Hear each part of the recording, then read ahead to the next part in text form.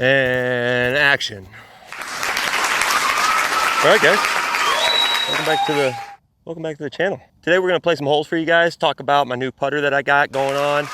We had a junior tournament out here, so I'm just gonna play from the tees that they have out already.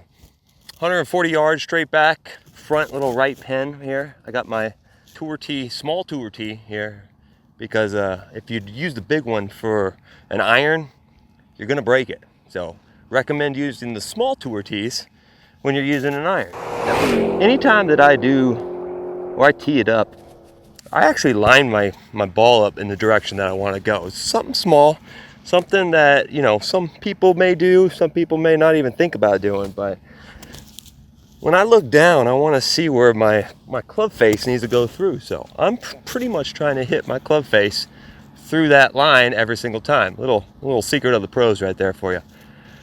So front right pin, I know if I'm short right of it, I'm gonna have a straight uphill putt, but all the room to the world to the left. So, you know, I've got to make sure I at least fly this. I want to say 130 yards, 140 yards to the pin.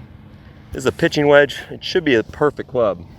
I haven't hit a ball yet, so this could go anywhere. I'm pretty confident that it's just gonna go, oh, I would say about 10 feet. Maybe left of the hole. I want it to be right of the hole, but it's gonna probably be left because I'll probably tug it a little bit. Nope. You know, see, that's what happens when you talk about it, and I just juice that. Whew. All right, well, let's go get that up and down. Well, this is really not the spot you want to put yourself, and it goes to show you when you're talking to yourself and trying to hit, it doesn't work.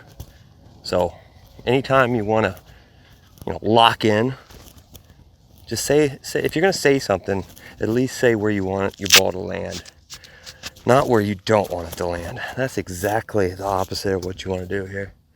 So lesson learned. I got this little tickler here. I'm just going to try to land it right on the top of the slope right here and just let it kind of funnel down.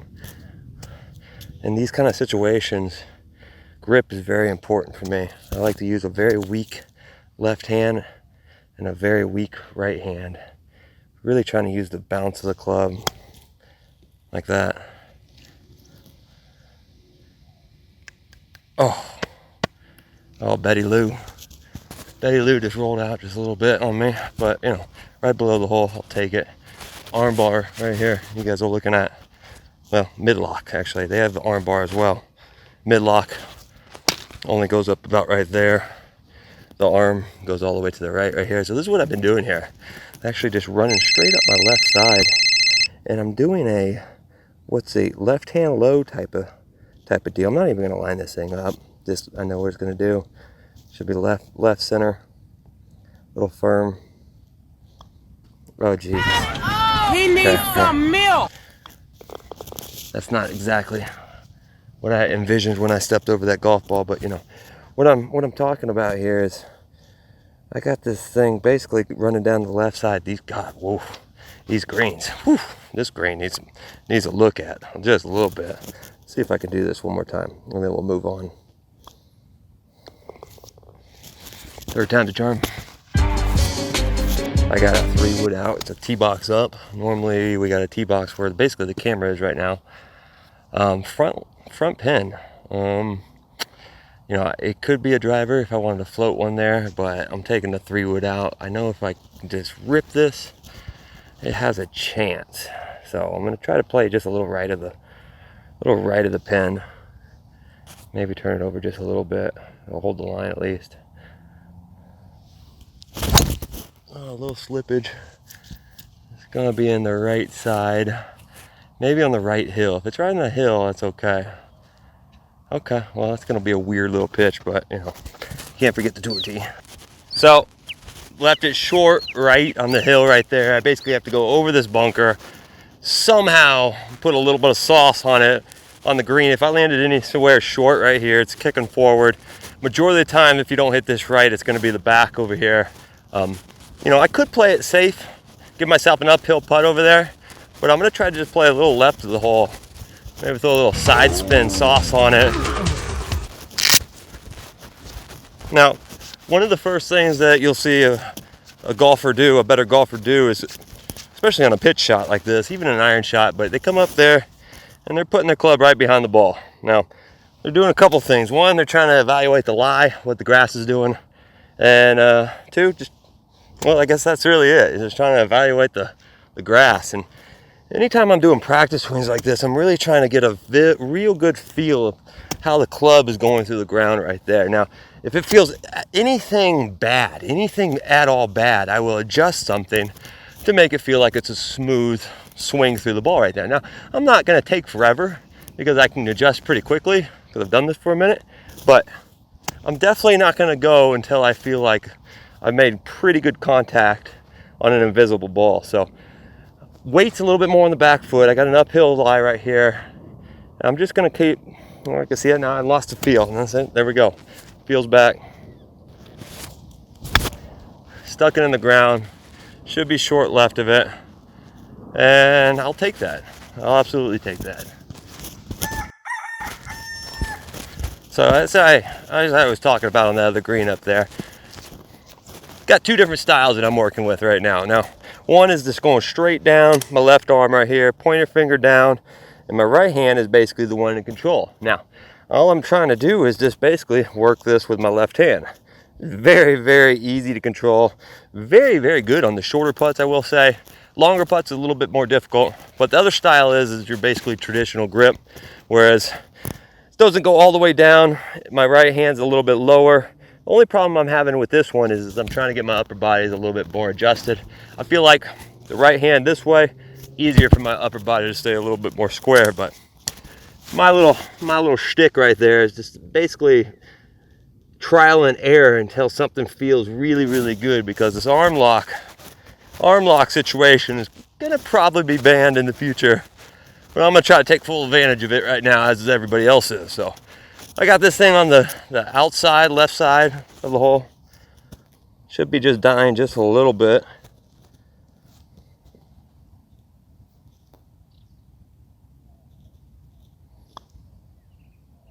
And of course, airport hulls it up. And action. Hole number 13 here. We're gonna try to play the way this hole was designed. It's a little dogleg left. We got bunkers on the left-hand side. Normally, I would say tee it up on the right-hand side, sling it out to the left, because realistically, that's the speed slot. But that's not how Billy Bell designed this hole, so I'm just gonna try to wait just a little bit longer in my backswing here.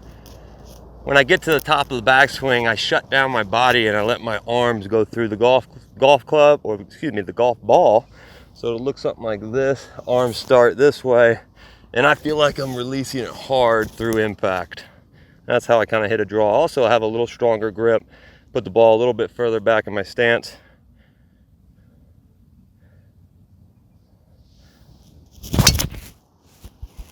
Kind of like that. That is a beaut there, Clark.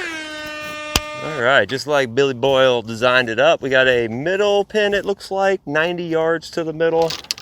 Should be a perfect, smooth operating 60 degree. That's one thing I like to practice on when I'm by myself, is really just trying to concentrate on 75%ers the entire round.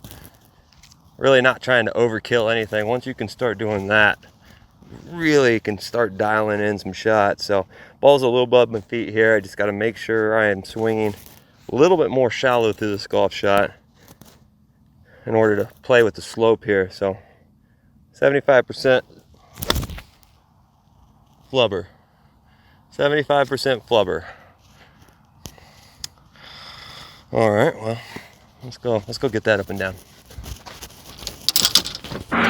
This is why this game is so humbling right there.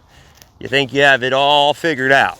You got it dialed in. You just talked about your strategy, and all of a sudden, flubber. Flubber comes into play.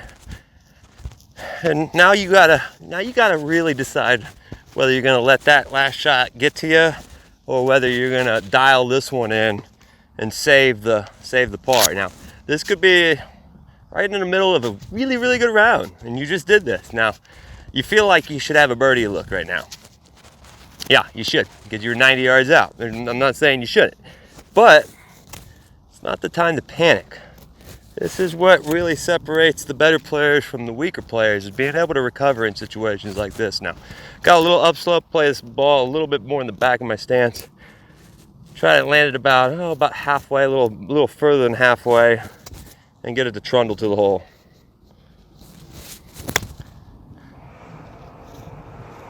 Well, it's trundling for sure.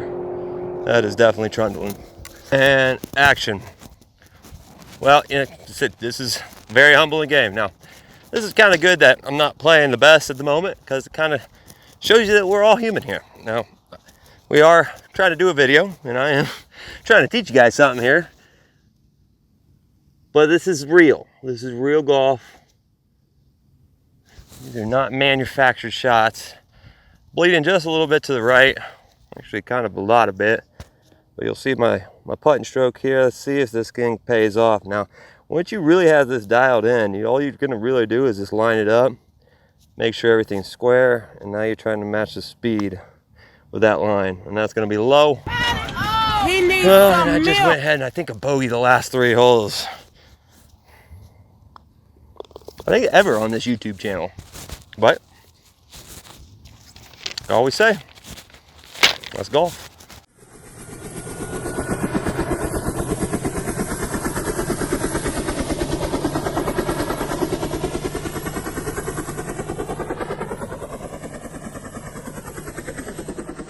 And that's the 3-hole breakdown right there, guys. I hope you guys like that. Go ahead and hit that subscribe button. Probably do more of these, break it down, try to give you guys my insides of what I'm doing on every single shot. Help you guys get a little bit better at your game. Hopefully not bogey the last 3 holes like I just did. I'm not really sure whether I want to post this video or not, but I probably will. Because you can't always just do good. You can't always do good. You got to show the bad sometimes, and you got to show the good. So more good than bad. Definitely more good than bad. So